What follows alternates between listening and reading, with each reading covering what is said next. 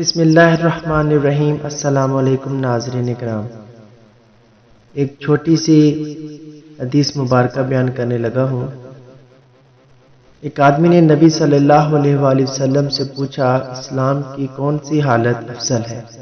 آپ صلی اللہ علیہ وآلہ وسلم نے فرمایا، یہ کہ تم کھانا کھلاؤ اور سلام کرو، اسے بھی جسے تم پہچانتے ہو اور اسے بھی جسے نہیں پہچانتے، یعنی اجنبی کو۔ ناظرین کرام، یہ ایک چھوٹا سا عمل ہے۔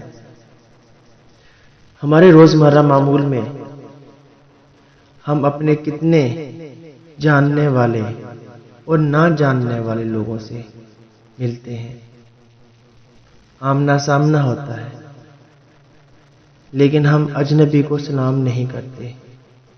بہت ہی کم لوگ ہیں جو اس چیز پر عمل کرتے ہیں۔ ہمیں بھی ضرورت ہے کہ ہم حضور پاک کی اس حدیث مبارکہ پر عمل کریں۔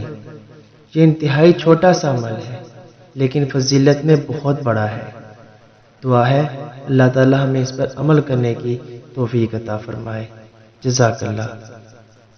ہماری آج کی ویڈیو پسند آئے تو اسے لائک اور شیئر سبسکرائب ضرور کریں۔ جزاک اللہ۔